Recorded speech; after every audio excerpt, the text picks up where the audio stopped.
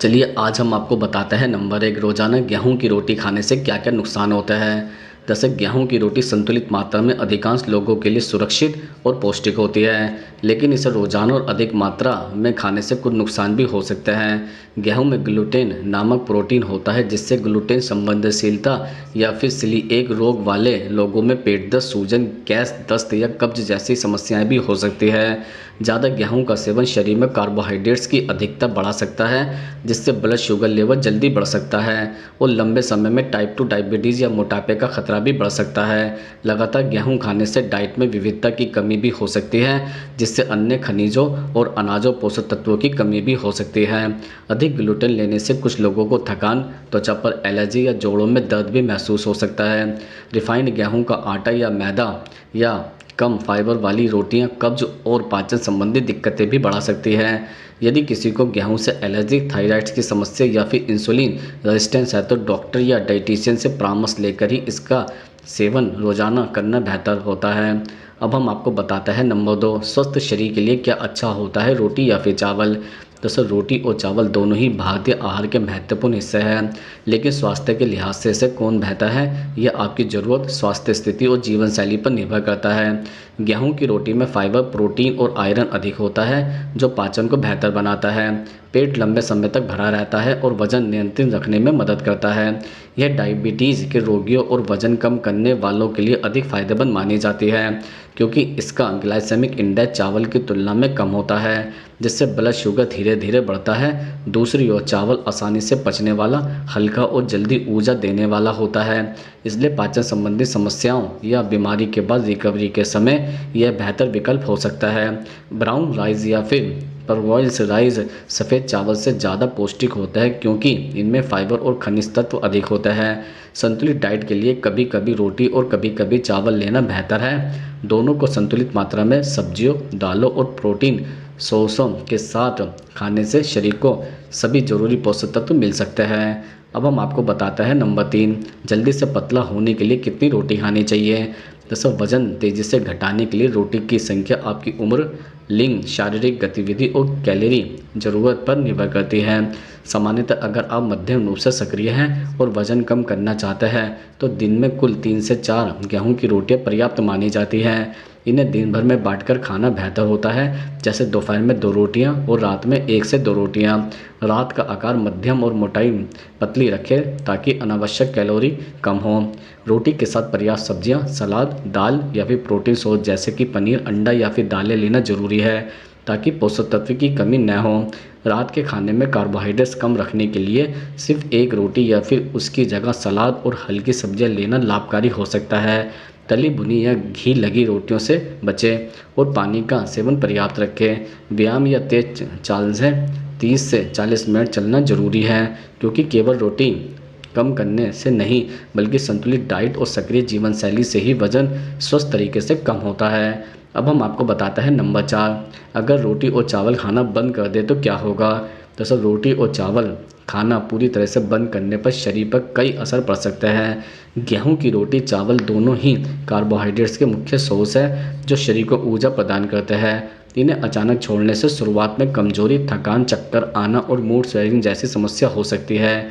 शरीर ऊर्जा के लिए वसा और प्रोटीन तोड़ना शुरू कर देता है, जिससे कीटोसिन की स्थिति बन सकती है, जो कुछ लोगों के लिए शुरुआती दिनों में सिरदर्द और पाचन संबंधी परेशानी पैदा कर सकती है। लंबे समय तक रोटी और चावल न खाने से फाइबर की कमी भी हो सकती है, जिससे कब्ज या पाचन संबंधी समस्या हो सकती है। हालांकि अगर आप इनके स्थान पर स्वस्थ विकल्प जैसे कि बाजरा, जौ, ओट्स, किनोआ, सब्जियां, दालें और पर्याप्त प्रोटीन लेते हैं, तो शरीर जरूरी पोषण तत्व भी पा सकता है। डायबिटीज़ या वजन कम करने वालों के लिए नियंत्रित कार्बोहाइड्रेट डाइट फायदेमंद हो सकती है, लेकिन पूरी तरह से छोड़ने से पहले पोषक विशेषज्ञ या फिर डॉक्टर से परामर्श लेना बेहतर है, ताकि विटामिन, मिनरल्स और फाइबर की कमी से बचा जा सके। अब हम आपको बताते हैं नंबर 5 फिट रहने के लिए एक दिन में कितनी रोटियां खानी चाहिए। दरअसल फिट रहने के लिए एक दिन में कितनी रोटियां खानी चाहिए, यह आपकी उम्र, लिंग, वजन, शारीरिक गतिविधि और कुल कैलोरी ज़रूरत पर निर्भर करता है। सामान्यतः एक स्वस्थ व्यक्ति के लिए दिन भर में 4 से 6 मध्यम आकार की रोटियों की पर्याप्त मानी जाती हैं। अगर आप शारीरिक रूप से बहुत सक्रिय हैं, जैसे नियमित व्यायाम करते हैं या फिर मेहनत वाला काम करते हैं, तो 6 से 7 रोटियां भी ली जा सकती है। दूसरी ओर अगर आपका काम ज़्यादातर बैठकर करने वाला है या वजन नियंत्रित रखना चाहते हैं, तो 3 से 5 रोटियां बेहतर होती है।